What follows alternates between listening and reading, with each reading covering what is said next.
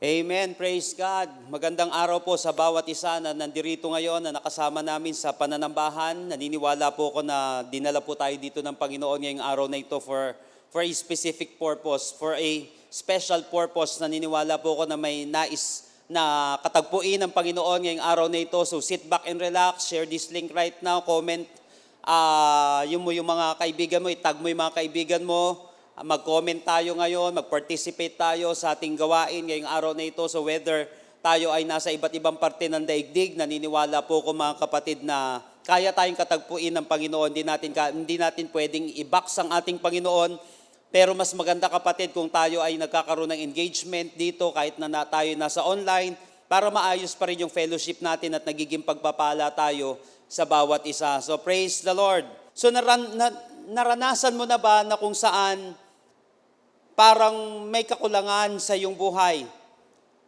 Or naglulong ka ba ng mas malinaw na purpose, mas malinaw na direksyon sa iyong buhay? So together in this series, we will figure out what's next.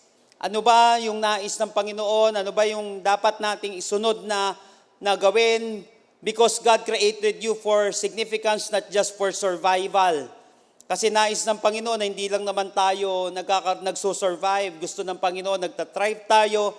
At the same time, nais ng Panginoon na nagkakaroon ng impact yung buhay natin dito sa mundong ito. Huwag mo lang nanaisin na ikaw ay nabubuhay lamang. Huwag mo nanaisin na ikaw ay humihinga lamang. Dapat ikaw ay mabuhay na may tamang direksyon sa iyong buhay. Huwag mo sasayangin yung hininga. Huwag mo sasayangin yung oras, yung panahon mo dito sa mundong ito. At ito po mga kapatid, yung pag-uusapan natin ngayon. So today, let's talk about life. Let's have a real talk about life. So I want you to open your Bible with me in the book of James. Book of James. By the way, bago natin basahin yung ating passage dito sa book of James, bakit ba napaka-importante ng librong ito? Why is the book of James so important? Bakit ba napaka-importante niya? Remember that the book of James looks like a bit of the Old Testament book of Proverbs, dressed up in New Testament clothes. So its consistent focus on practical action is like the wisdom literature in the Old Testament. Sa makatuwid, ito yung parang book of Proverbs sa New Testament. Because for James, a faith that does not produce real life change is a faith that is worthless. Yun yung sinabi niya sa James chapter 2, verse 17. Faith without work is dead. So napaka-practical nitong passage na ito at bibigyan tayo ng napaka-practical na kapamaraanan, paano mabubuhay, practical, yet napaka-biblical nito, napaka-makapangyarihan nito. That's why hindi lang naman siya simpleng kasulatan, hindi lang siya simpleng literature. This is a sacred literature. In fact, the Bible is the ultimate guideline ng ating pananampalataya kung paano tayo mabubuhay, kung anong dapat natin gawing aksyon. Buti na lang, may mga ganitong libro sa Old Testament at sa New Testament. So let's dive into our text. I want you to open your Bible with me in James chapter 4, verses 13 hanggang 17. James chapter 4, verses 13 hanggang 17. Basahin natin sa New Living Translation. Look here, you who say, today or tomorrow, we are going to a certain town and will stay there a year. We will do business there and make a profit. 14, how do you know what your life will be like tomorrow? Your life is like the morning fog. It's here a little while, then it's gone. 15, what you ought to say is, if the Lord wants us to, we will live and do this or that. 16, otherwise, you are boasting about your pretentious plans, and all such boasting is evil. So purihin po ang Panginoon sa pagkabasa ng kanyang salita. Sabi po dito sa passage natin, yung unang linya pa lang, look here, you who say, sabi po sa NIV, now listen. Sabi po sa New King James Version, come now. Sabi niya dito, so the Greek idiom used here means we need to talk. Sa salitang Tagalog, usap tayo. Sinasabi ni Book of James dito. So James needs to get his reader's attention. Kaya ganito yung unang atake niya, yung unang linya niya, kasi gusto niya agad makuha yung atensyon ng mga bumabasa. Look here, you who say, now listen. Biruin mo, pwede na ngayon listen, pero sinabi niya dito, now listen. Come now. Yung sinabi dito ni James. Why? Because he has something very important to say to them. Napaka-importante, napaka-praktikal nitong gustong sabihin ni James dito. So join me in our message entitled, Let's Talk About Life. Let's talk about life. So what kind of life do you have? Ano bang uri ng buhay meron tayo? Kasi kinakailangan na pag-uusapan itong maigi kasi dito may pag-uusapan tayo na napaka-importanteng uri ng buhay ang isang tao at yun ang magdidetermine kung may maganda siya, kung may maayos siyang patutunguhan sa kanyang buhay. At ito po mga kapatid, pag-uusapan natin patungkol sa buhay ay napaka-crucial sa isang tao. Napaka-crucial nito dito sa lupa from here to eternity. Let's talk about life. What kind of life do you have? Number one. In verse 13. Verses 13 hanggang 14. Tingnan natin itong maigi. Sinabi niya, look here, you who say today or tomorrow, we are going to a certain town and will stay there a year. We will do business there and make a profit. 14, how do you know what your life will be like tomorrow? Your life is like the morning fog. It's here a little while, then it's gone. Unang uri ng buhay. Number 1, self-centered life. Isang uri ng buhay, mga kapatid, ng isang tao ay yung tinatawag na self-centered life.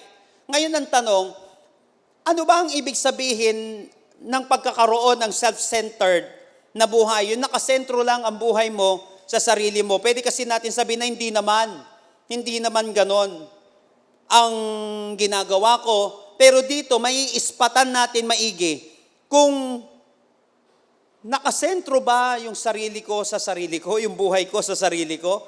Paano ko masasabi? Dalawang importanteng bagay, mga kapatid, para ma-detect natin kung yung buhay natin ay nakasentro lamang sa sarili natin. Okay? Number 1, dalawang importante dito. Number 1, meron siyang own plan na tinatawag, verse 13. Own plan. Sariling plano. Sabi dito, look here, you who say, today or tomorrow, we are going to a certain town and will stay there a year. We will do business there and make a profit. So sinabi dyan, look here, you say, sa ibang translation, now listen, come now. It implies sense of urgency. Mukhang nagbababala dito si James. Why? Why binigyan niya ng warning or why binibigyan niya na may sense of urgency dito si James? Papansinin natin dito yung statement na mapapansin natin that the plan is constructed. Ayos na yung plano niya. Today or tomorrow. So, surbol siya doon. Kumbaga, malinaw na construct niya na yung plano. Pangalawa, the place is chosen. We shall go to such and such a city. So, malinaw na yung lugar. The plan is constructed. The place is chosen. May napili na siyang lugar. Pangatlo, mapapansin natin dito, the period is calculated and spent a year there. So, isang taon.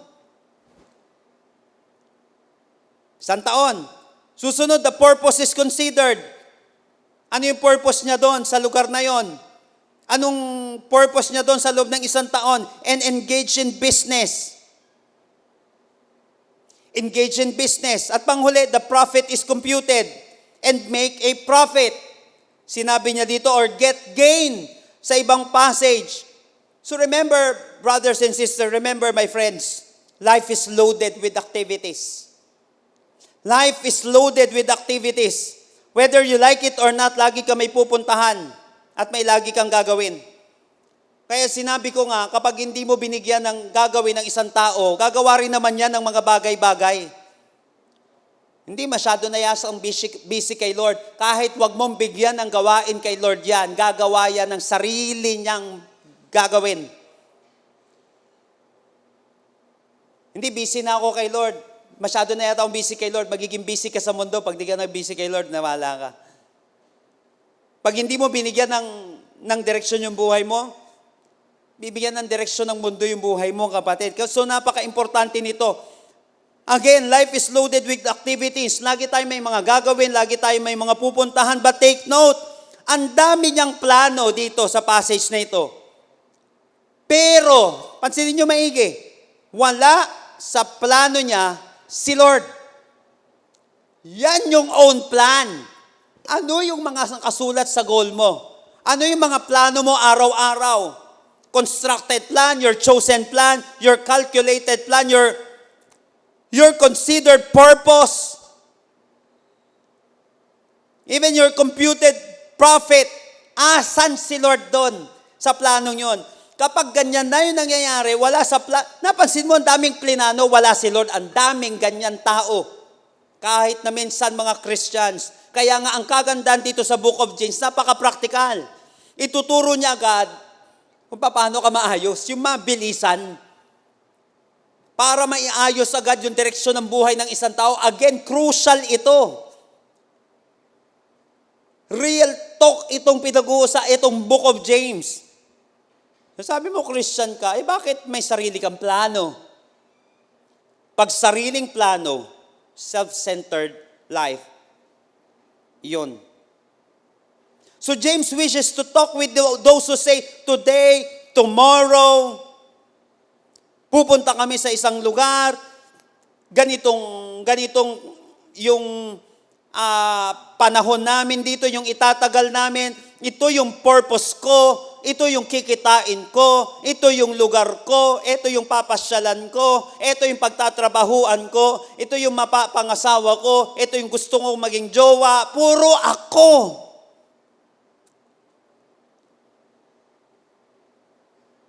The truth is it's no problem that they are making plans. Tandaan natin mga kapatid, mababasa natin sa Bible that Jesus made plans to go to Jerusalem. Nagplano naman siya eh. Luke chapter 10 verse 51, nagplano siya. And even Paul made plans for his mission trips. Nagpaplano, in fact gusto ng Bible nagpaplano, but the problem is that these people are making plans without considering God. They live their lives with no regard for God's will. Namuhay sila na wala silang pakialam sa kalooban ni Lord. They planned their future with no regard for God's will. Nagpaplano sila, pero itsapwera si Lord. Simply stated, many people live their lives as if God did not even exist.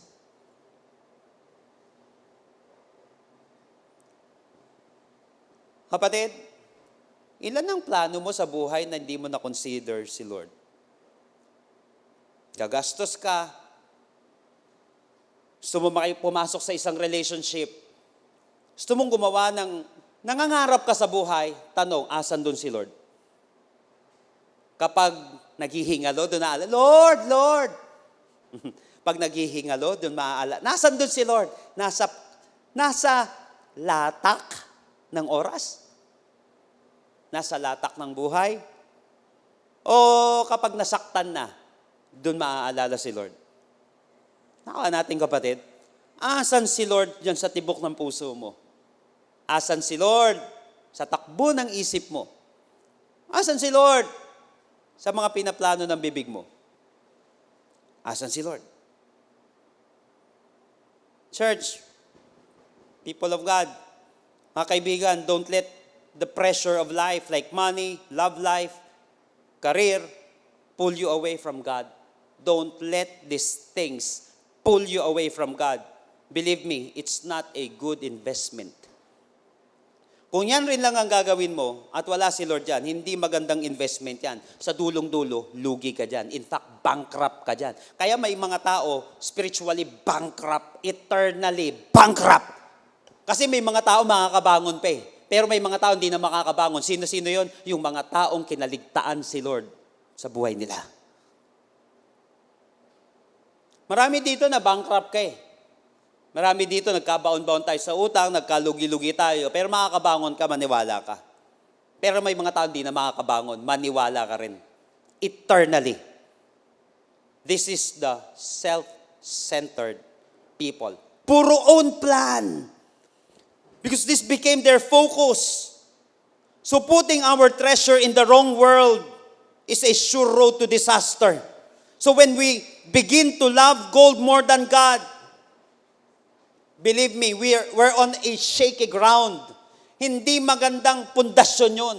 Kapag yung mundo natin umiikot na lamang sa mga bagay na ito, at kapag ang mundo natin ay umiikot na lamang sa ating sarili, mga kapatid, guguho ang buhay mo. Huwag mong paikutin ang sarili mo. Kaya nga, may naalala ko, ang ganda nung kantang, You Are My World. You Are My God. Yung mundo mo na kay Lord. Kapatid, naniwala ka, hindi nakakahiya yun. Yun, pinakatama.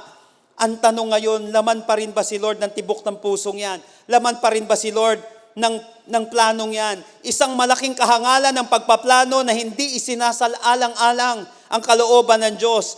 Notice mo dito, mga kapatid, I will.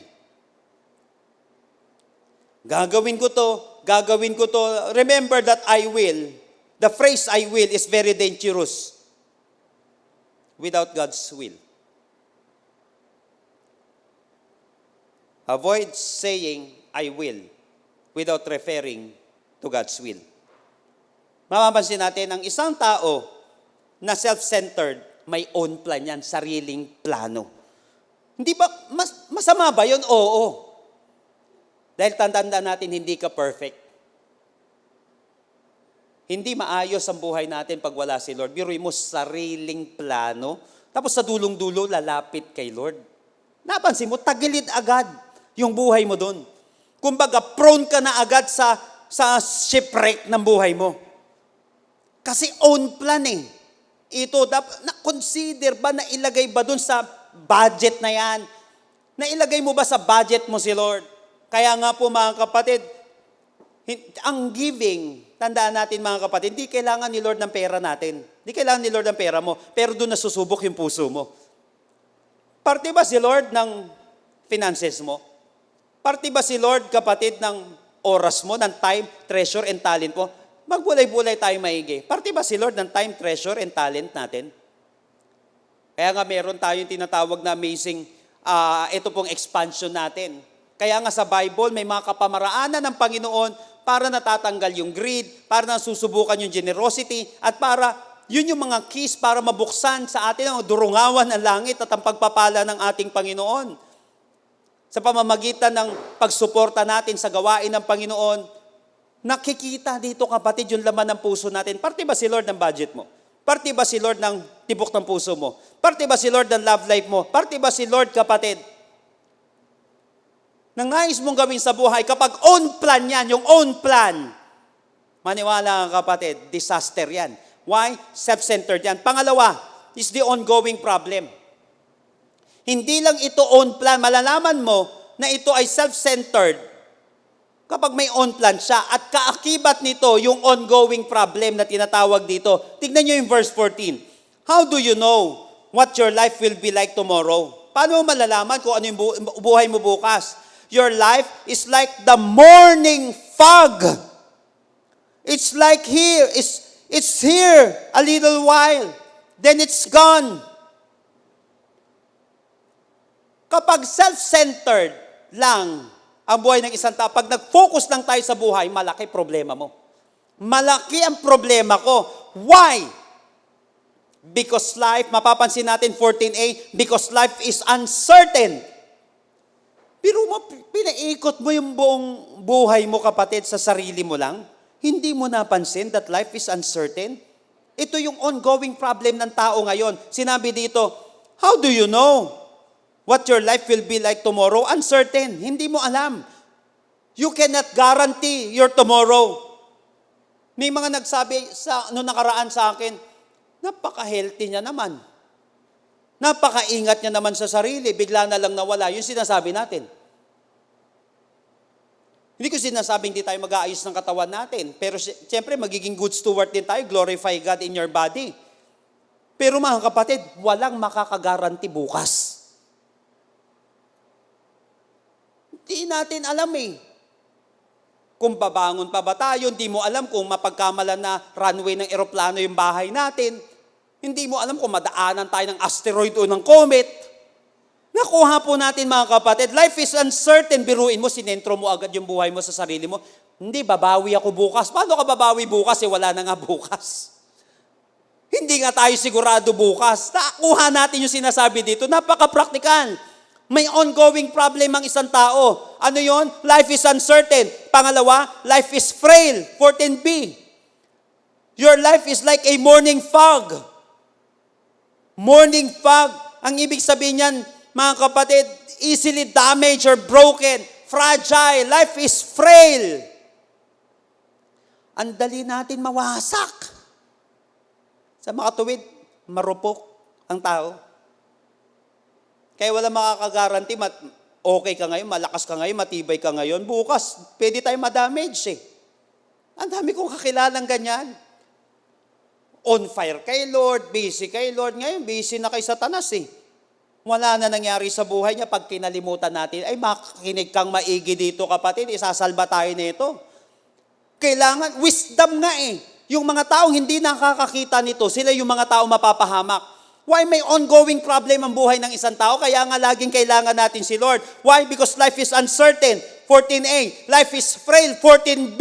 And life is so short. 14c. Nakalagay dito, it's here like a while, then it's gone.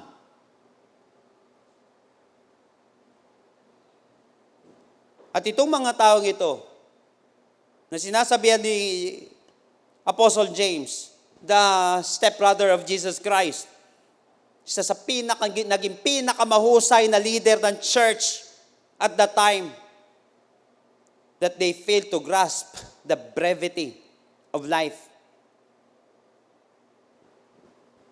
At its very best, remember this, brothers and sisters, that life is terribly short. And how could these people know whether or not they would be alive tomorrow? Masisigurado ba nila buhay pa sila bukas? O sa isang taon? Remember that death is coming and it comes suddenly and unannounced. Kung sana madidetect lang kung anong taon tatagal ang isang tao, kung anong buwan tatagal ang isang tao. Napansin nyo, minsan may isang bata nagtanong sa kanyang nanay, anong edad daw namamatay ang tao? Sabi ng kanyang nanay, nak, dumalaw ka sa sementeryo. Pagdalo niya sa sementeryo, pag-uwi niya sa kanyang nanay, nanay, wala palang eksaktong edad. Kasi meron doon 100 years old eh. Pero meron doon 1 day old. Kung pwede lang sana. Kaya lang mga kapatid, hindi ganun ang buhay. Therefore, listen to this. Life is too short to be wasted.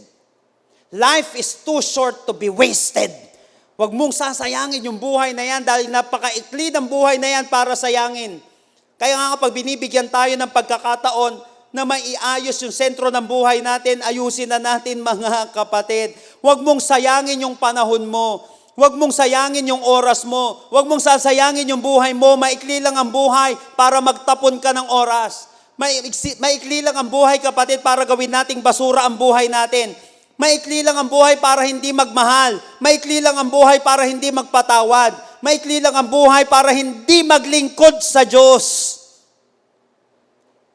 So umiwas tayo sa uri ng buhay na puro sariling plano lang dahil sobrang mapanganib ito. This is a self-centered life. Why? Paano mo malalaman? Ito kapag puro own plan. Kapatid, today, check mo yung mga goals mo sa buhay. Yung mga written goals mo, i-check mo ulit. I-check mo kapatid yung takbo ng isip mo. By the way, check mo yung budget mo. Sama ba dun si Lord? Eh, sinasabi, wala akong pera, wala akong budget dyan para kay Lord. Ha? Naintindihan naman din ni Lord, kapatid, alam talaga ni Lord na wala siyang parte sa buhay mo. Wala siyang parte sa oras mo. Wala siyang pera sa finances mo. Ang dami mong binadgetan, di ba? Eh, syempre, pambayad ng utang ko yon. Kapatid, tanda mo, si Lord ang nagbabangon sa'yo. Kapag inuna mo yung utang mo, puro utang ka buong buhay. Unahin mo si Lord, makakabangon ka. Tignan mo, subukan mo. Seek ye first the kingdom of God and His righteousness. And all these things shall be added unto you. Subukan mo bigyan. Wag lang bigyan. Bigyan mo ng magandang time si Lord sa oras mo. Tulad ng mga tulad mo ngayon na nagbigay ng oras para sa Panginoon. Maniwala ka. Bigyan mo ng panahon si Lord, kapatid. Bigyan mo siya ng panahon. Check mo yung buhay mo. Check mo yung schedule mo. Check mo yung budget mo. Check mo yung love life mo. Asan si Lord doon? Pag wala si Lord doon, self-centered yun. At may ongoing problem ng buhay ng isang tao. Pag sumentro lang, in fact, hindi, sa iba din naman nakasentro yung buhay ko, hindi, para sa'yo rin yan, kaya mo ginagawa yan. Para sa kapakanan mo, sa pakiramdam mo. Kaya nga mga kapatid, umiikot lamang ito sa buhay mo. Unang uri ng buhay is a self-centered life. Itong pangalawa, mga kapatid. So, ulitin ko kapag may ganito na nangyayari sa atin, check mo ngayon. Puro on plan ito Isipin mo na yung susunod, yung ongoing problem ng tao. Life is too short, life is frail, life is uncertain. Ngano? Kung iikot lang yung buhay ko dito, walang mangyayari. Ano to? Baka digulat ako dito, baka magulat na lang ako, pambihira. Okay lang, nagulat ka, mamaya nasa langit ka na. Kaysa magulat ka, mamaya nasa impyerno na. Yun na mahirap. Yun na mahirap. Eh, ang rapture pa naman sudden. Napaka-sudden niya. Iwas, kapatid. Avoid a self-centered life. Masyadong mapanganib. Pangalawa at panghuli. Verses 15 hanggang 17. Ito, ang ganda na ito, kapatid. Tignan nyo maigi. Ngayon, what ought you say is? Ang ganda no? Ang Bible, nagsasabi ng problema, pero nagsasabi ng solusyon. That's why Book of Proverbs nga, full of wisdom. Ipinapakita yung problema natin, pero ipinapakita rin, paano mo aayusin ang buhay mo?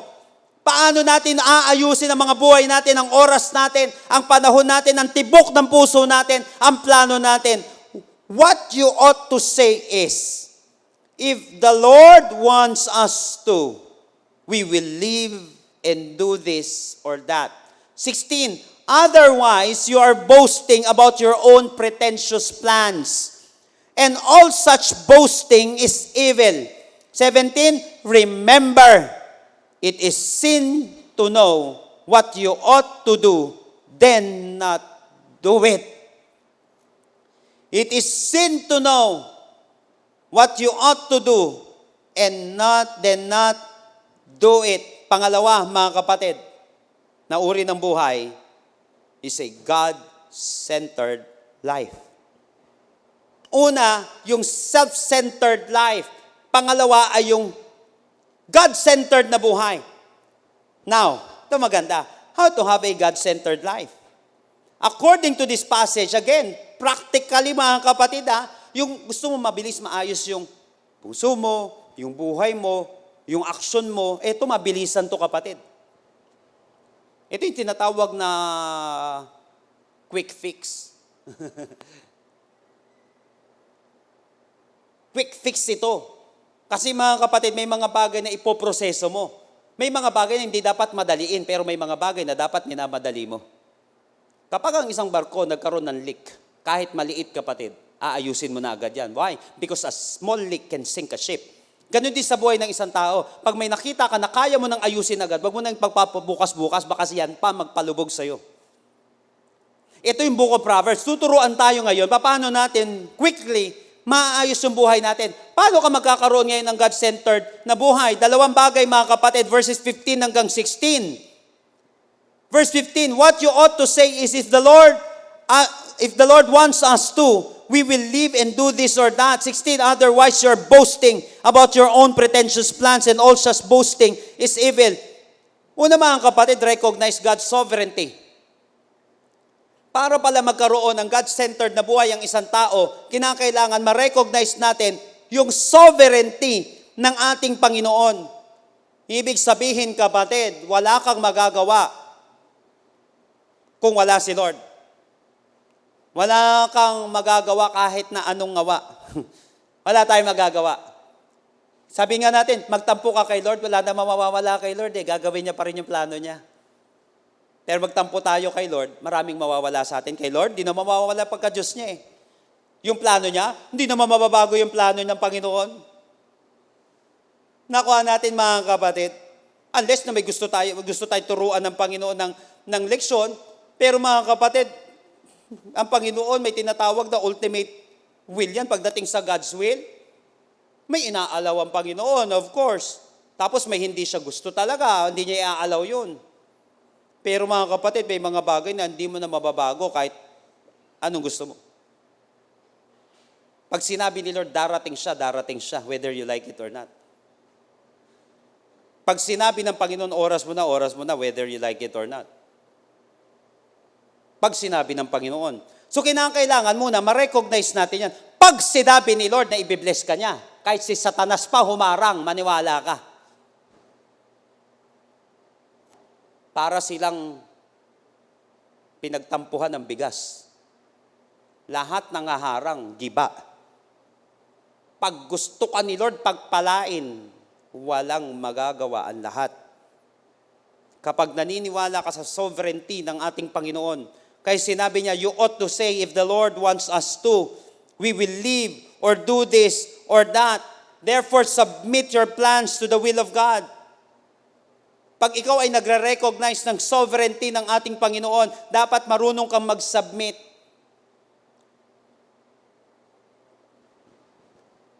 Kung pwede lang sana, Lord, take this cup away from me. Para si Jesus no? Yet, not my will, but yours be done. Di ba, minsan pag nai-inlove ka, Lord, pwede po ba siya na lang? Pero Lord, not my will, but yours be done. Handa ka ba sa ganun? Lord, ito po yung gusto kong kunin. Ito po yung gusto kong mangyari sa buhay ko. Pero meron ka ba doon sa dulo? Yet not my will, but yours be done. Bakit? Naniniwala ka sa sovereignty ni Lord.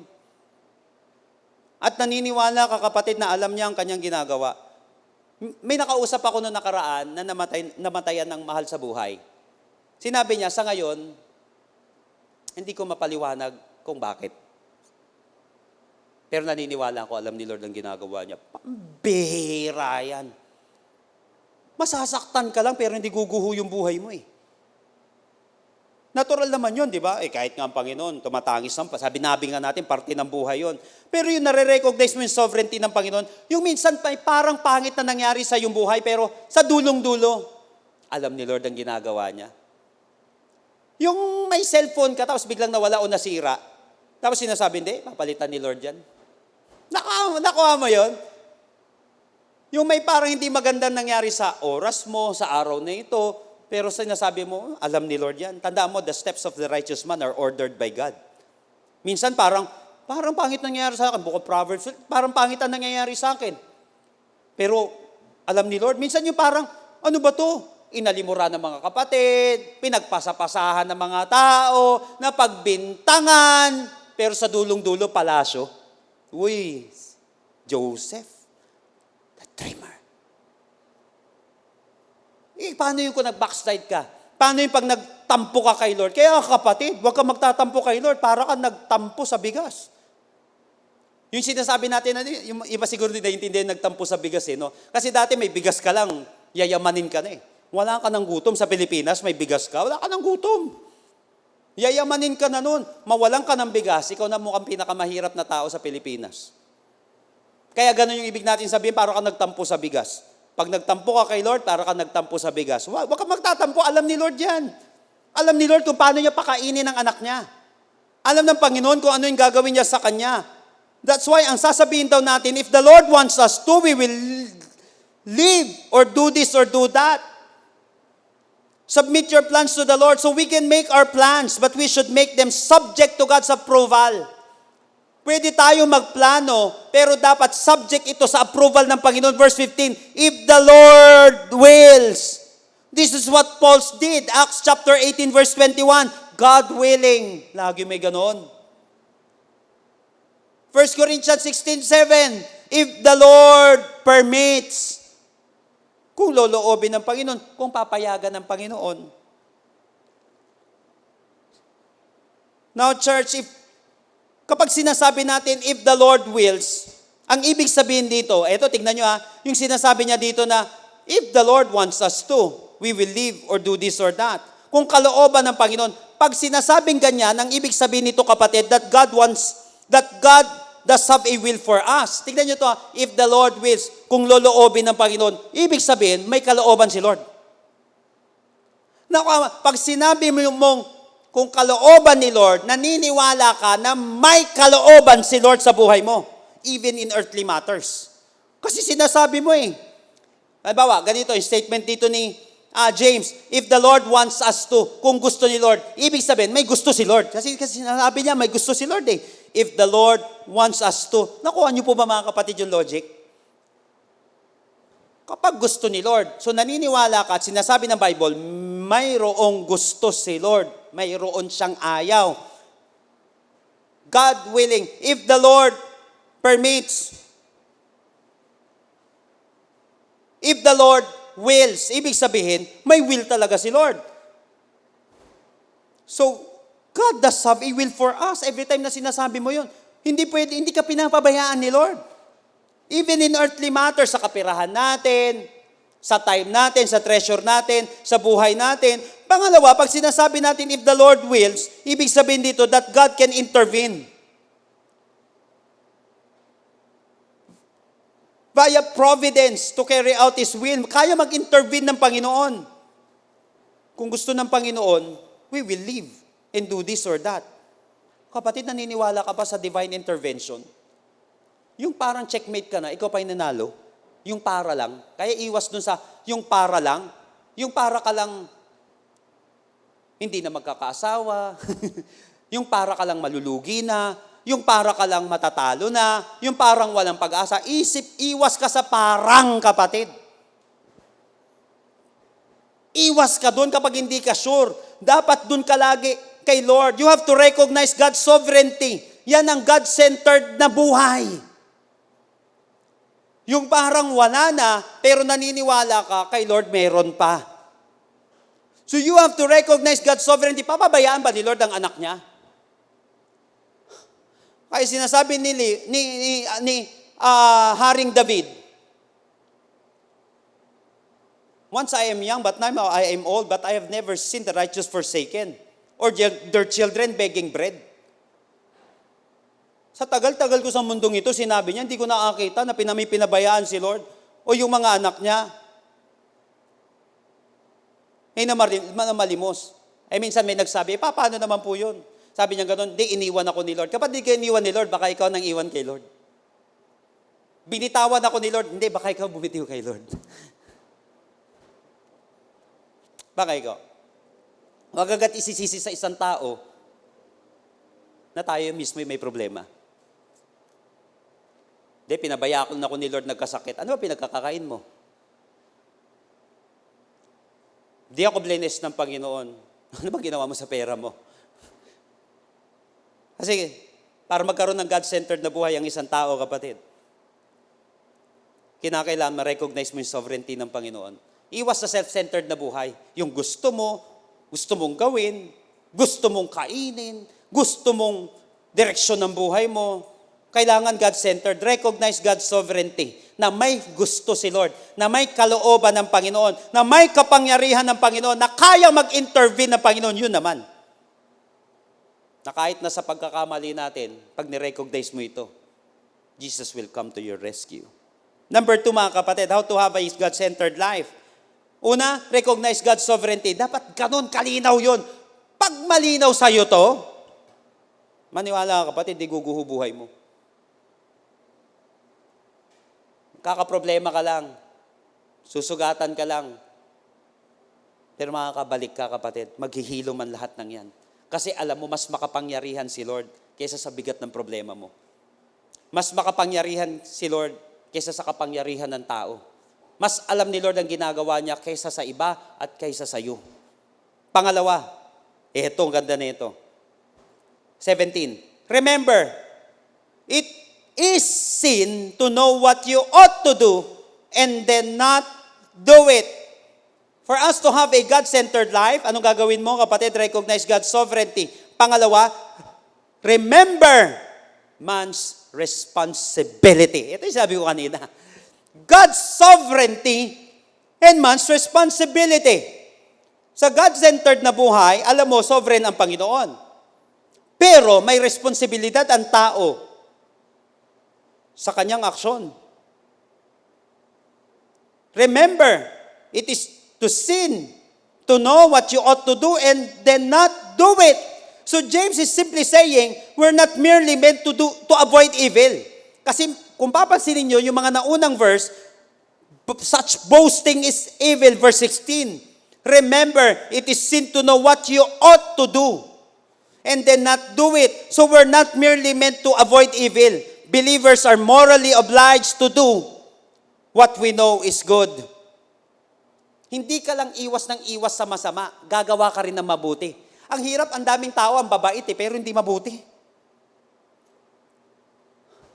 Wala kang ginagawang masama, wala ka rin ginagawang mabuti. Ano ba yun? Hindi, at least di ako nakakasakit ng kapwa ko. Kaya lang, tulog ka lang ng tulog. Play safe. Kaya nga, napaka-practical nito, kapatid. May nabasa na kayo sa Bible, yung nilayasan na masamang spirito. Lumayas siya. O mamaya, bumalik yung demonyo, nagsama pa ng marami. Bakit? Walang laman eh. Yun sinasabi natin. Yung nagsik ka lang ng physical healing, pero hindi mo tinanggap si Jesus sa buhay mo. Nagsik ka lang ng blessing, pero walang laman sa puso mo. Pwede naman yun ah. Kaya paglayas ng demonyo, kaya kapatid, pag nag-rebuke ka, ito, makinig ka maigi dito. Pag nag-rebuke ka, pinalayas mo yung demonyo, ang tanong, may pinapasok ka ba? Naghari yung demonyo. Ngayon, sino na naghahari dyan? Nagpalayas ka ng sakit. Nag-welcome ka ba ng kagalingan?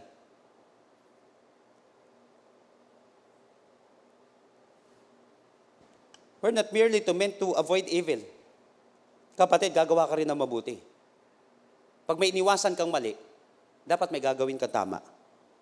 Sa madaling salita, tinuturuan na sila ni James kung ano ang tama at dapat nilang gawin.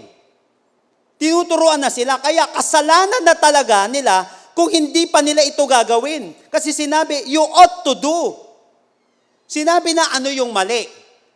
Sinabi na rin kung ano yung tama. Kaya naman pala sinabi dito ni James, remember, it is sin to know what you ought to do and then not do it. Sinabi na huwag magkakaroon ng self-centered na buhay. Na ilalagay si Lord sa oras.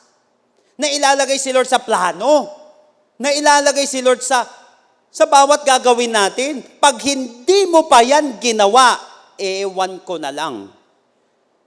Nakuha nyo mga kapatid, yung basic na sinasabi dito ni James. That's why remember man's responsibility. We must be responsible with our own action. Kasi nga binigyan naman tayo ng Panginoon ng choice natin. Sinasabi ng iba, wala daw tayong choice. Tad ang Bible ng ganyan. May God's sovereignty, pero meron din tinatawag na man's responsibility. Yan ang God-centered na buhay. Hindi lahat. Don't get me wrong ha, kapatid.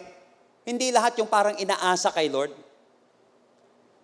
Ito yung iba sinasabi, kaya nga sa God-centered na buhay, kasama yung man's responsibility. Why? Kasi si Lord ayaw ng tamad. Hindi Lord. Prayer, sige Lord, magpiprayer and fasting ako. 24/7. Tapos tumulala, bless me Lord. Hallelujah. I-bless mo, Panginoon, yung kabuhayan ko. I-bless mo, Panginoon, yung relationship ko. Nanalangin ka, ang tanong, inayos mo ba? In-approach mo ba naman yung tao? Ipinanalangin mo ba siya? Humingi ka ba ng tawad o nagpatawad ka? Lord, gamitin mo. Lord, ayusin mo po ang buhay ko. Kapatid, nanalangin ka, ang tanong, umalis ka ba sa mali? Kapatid, man's responsibility. Pag sinabi mo, oh, that you would bless me indeed and enlarge my territory.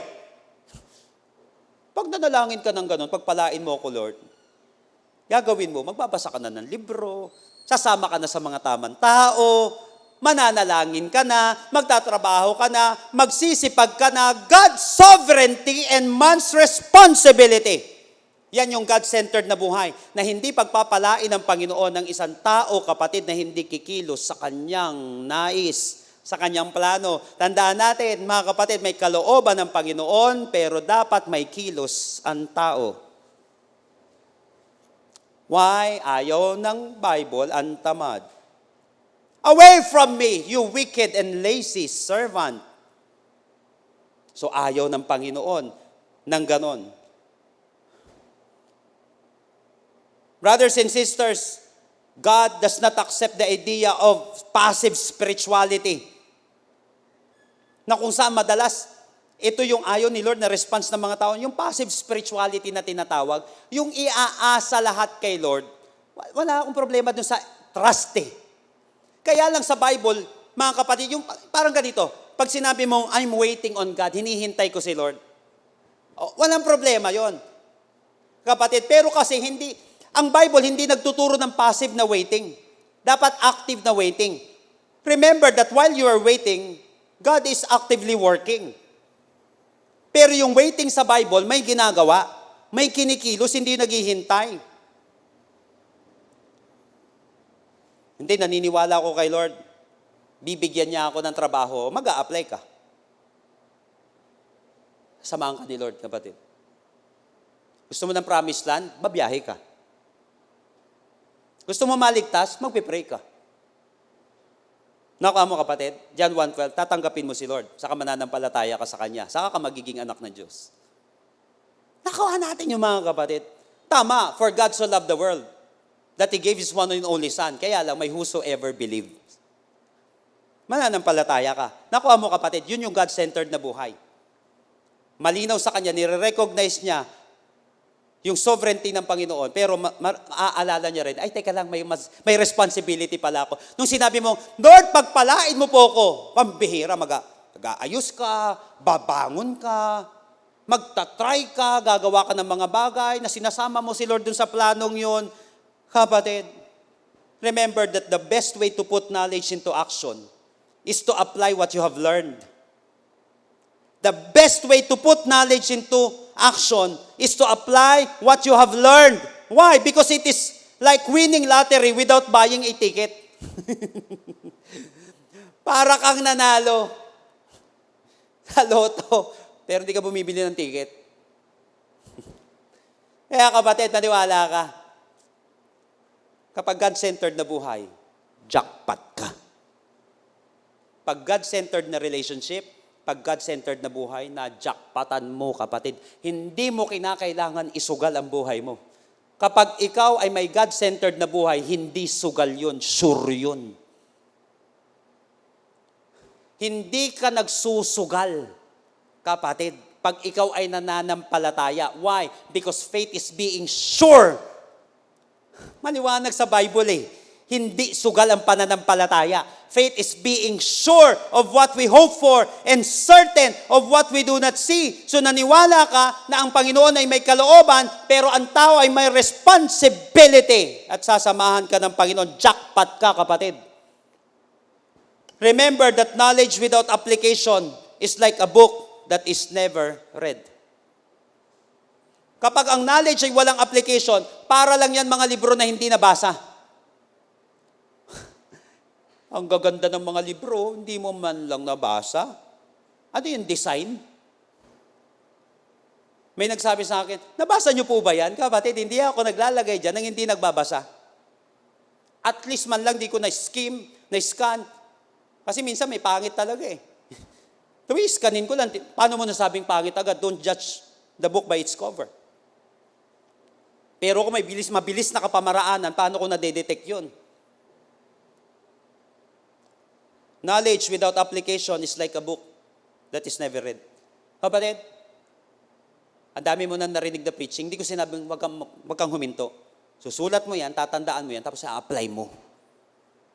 Dahil para ka lang kapatid, nagpaskill ng wisdom, ng knowledge, hindi mo ginamit. Kaya nga kapatid, yung knowledge na yan, pag ginamit mo, nagiging wisdom siya. Why? Because wisdom is the application of knowledge. Pag in-apply mo na siya. So a God-centered life is recognizing God's sovereignty and remembering man's responsibility. Remember, kapag si Lord ang sentro ng buhay natin, nagiging epektibo ang buhay natin. Ulitin ko, kapag si Lord ang sentro ng buhay natin, nagiging epektibo ang buhay natin. Kaya nga, bulay-bulay tayo ngayon. Anong uri ba ng buhay meron tayo? Ano bang uri ng buhay? So what kind of life do you have? Is it a God-centered life? Paano mo malalaman? Sinabi natin mga kapatid, may own plan ang God-centered na buhay. Own plan. Hindi masama magplano, kaya lang pag wala si Lord sa sentro, own plan yun. Wala si Lord sa schedule, wala si Lord sa love life, wala si Lord sa kilos, wala si Lord sa tibok ng puso, wala si Lord sa pera, wala si Lord sa oras, own plan yun, sariling plano. Ang hirap niyan, bakit may ongoing problem? Until now, gagapiin nga yan ni Lord eh.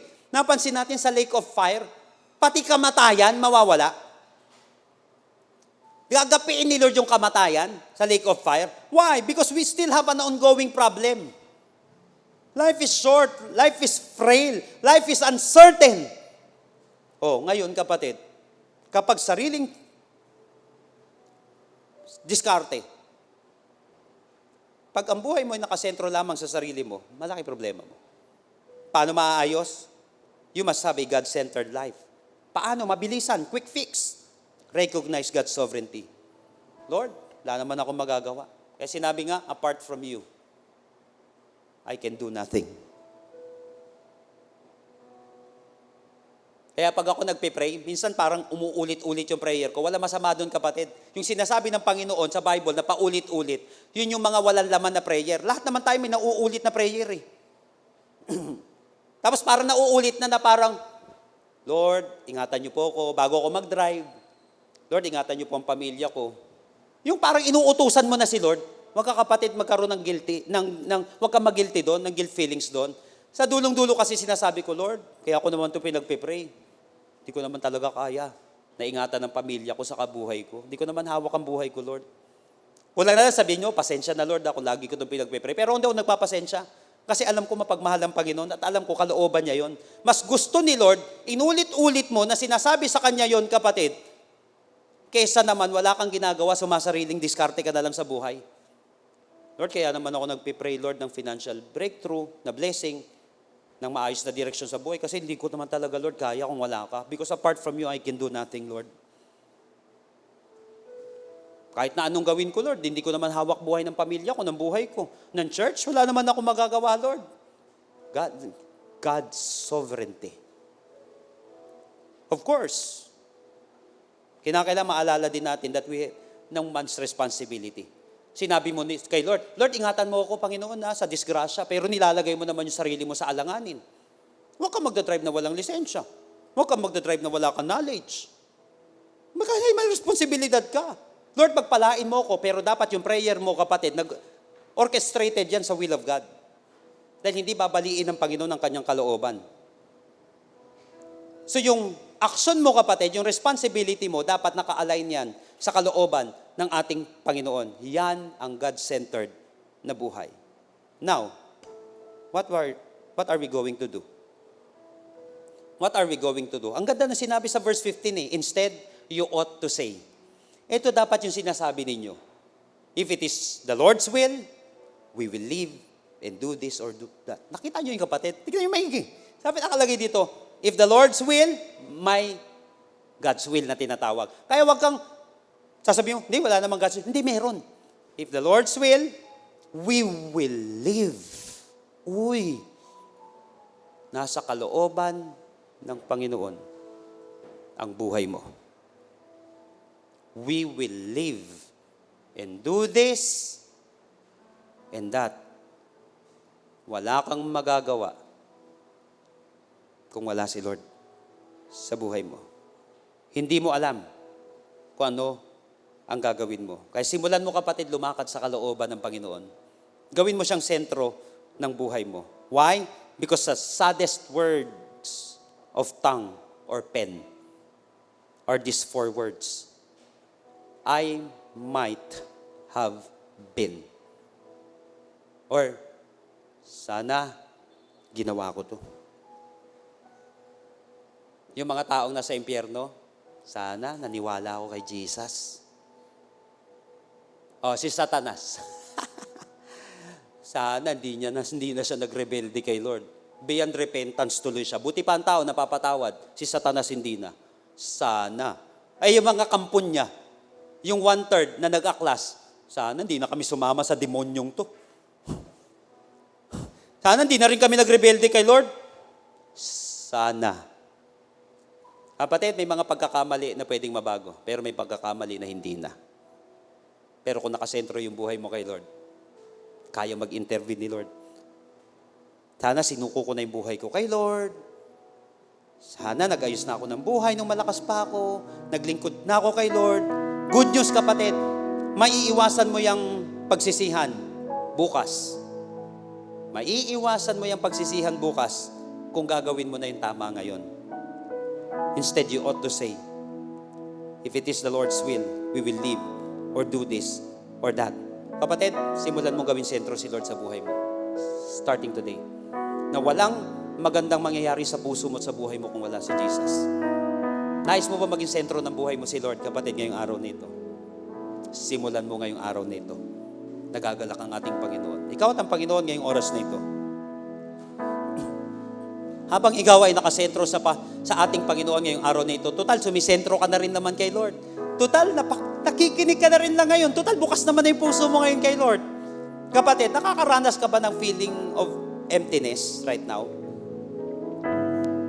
Yung nire-rebuke mo yung pangit, simulan mo lagay si Lord sa puso mo, kapatid. Simulan mo lagay si Lord. Wag kang nagtatanggal ng laman kung hindi ka naman, wag kang nagtatanggal ng mali kung hindi ka naman naglalagay ng tama. Simula sa araw na ito, tanggalin natin yung mga negativities sa ating puso, sa ating buhay. Tanggalin mo yung mali, yung kilos ng kaaway. Pero kapatid, willing ka ba na ilagay yung kalooban ni Lord sa iyong puso at sa iyong buhay? If you are this person right now na gusto mo, kapatid, magkaroon ng God-centered na buhay, walang iba, kapatid, na pwede kang gawin kundi gawin sentro mo ang ating Panginoong Kristo sa iyong buhay. Yet, to those who received Him, to those who believe in His name, He gave them the right to become children of God. John 1:12. Manampalataya ka, tanggapin mo si Kristo, bibigyan ka niya ng kapangyarihan na maging anak ng Diyos. Ganun ka kamahal ni Lord.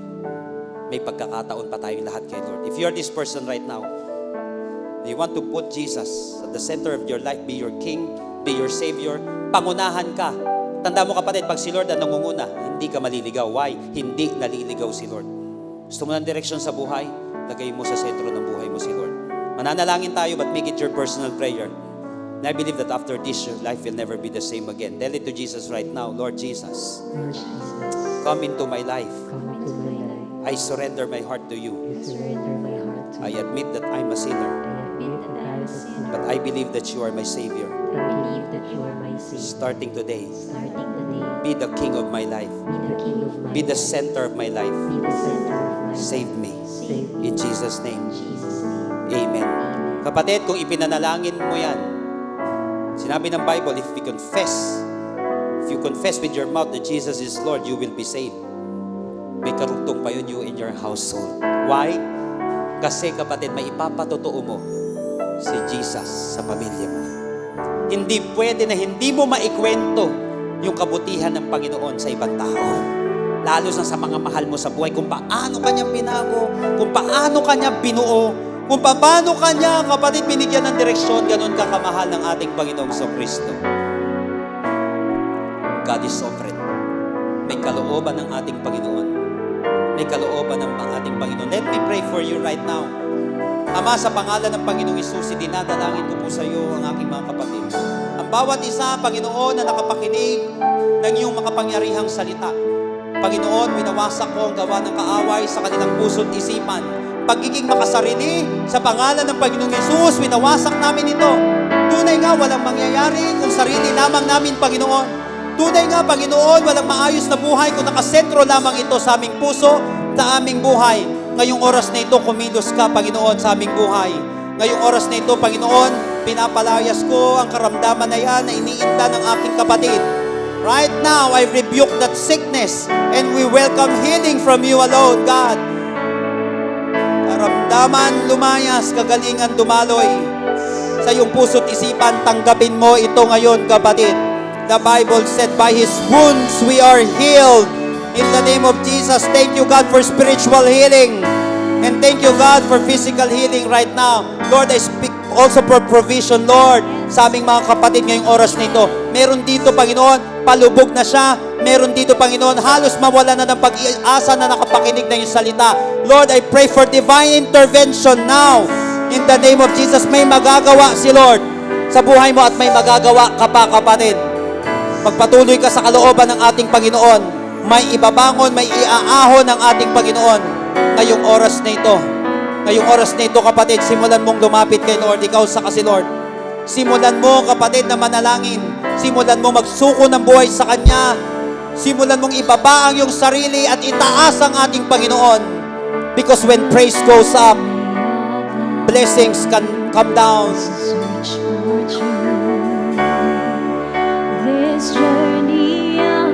I-minimize mo yung sarili mo, kapatid. At simulan mong i-maximize si Lord. Ikaw lang, Panginoon. Wala naman ako magagawa, Lord. Kahit anong lakas mo, kapatid, wala kang magagawa. Kahit gaano ka pa ka-in love ngayon, anytime pwedeng mawasak yan. Kahit gaano ka pa kalinis ngayon, anytime pwedeng madumihan yan. Without God, apart from God, we can do nothing. Ngayong araw dito, kapatid, gawin mo sentro ang ating Panginoon. Ilagay mo sa puso mo ang ating Panginoon. Take my heart, Lord. Come on. Everyone in this place, everyone watching right now, make it your personal prayer, your personal praise to God. Recognize God's sovereignty, na siya lang ang kayang bumuo ng puso mo. Come on, lift up your voice.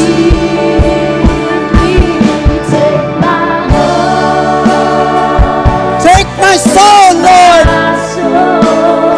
I surrender everything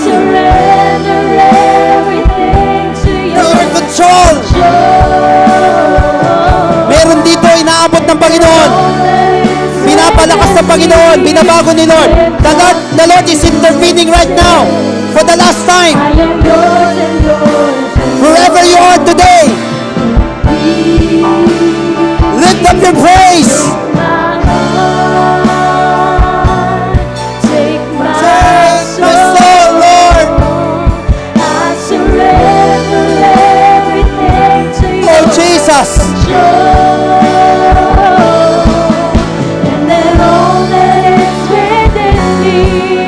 Oh, Lord.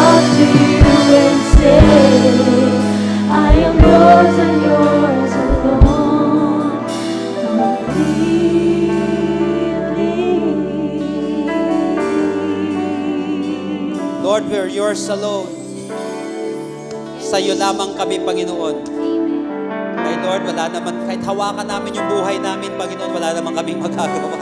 Hawakan namin yung oras namin, yung pera namin, lahat ng bagay kumakawala at nawawala, Panginoon. But today, we recognize your sovereignty over us, God, as your creation, as your people, as your sons and daughters. Apart from you, we can do nothing, God. Ba't ngayong araw na ito, Lord, lumalakad kami sa iyong kalooban, knowing, Lord, na hindi kami maliligaw kahit kailan. Salamat, Lord, sa pagpapaalala. Salamat dahil may kinatagpo ka ngayong araw na ito. Salamat sa himala. Salamat sa pagbabago ng aming puso at ng aming buhay. Salamat sa kagalingan. Salamat sa breakthrough, Lord, na ibinigay mo sa amin financially, Panginoon, physically, emotionally, mentally, and above all, spiritually. Thank God. Because we have a living God na laging kayang mag-intervene sa panahon, Panginoon, na kailangan ka namin. Salamat, Panginoon. Selyuhan natin itong ating mga napakinggan ngayong araw na ito, knowing that you're blessed and you're not a curse. You are an asset and not a liability. Right now, kapatid, I want you to receive these blessings which God promised in Numbers chapter 6. Every time He declare ito, the Bible said, receive it and it will be yours. Right now, people of God, may the Lord bless you and take care of you. I receive. May the Lord be kind and gracious to you. I receive. May the Lord look on you with favor and give you peace. I receive. Lord, we receive all of these blessings in Jesus' name. And everybody shout aloud, Amen and Amen. Lahat ng pinagpala ng Panginoon, sambahin mo ang Panginoon. See you next week. Jesus loves you.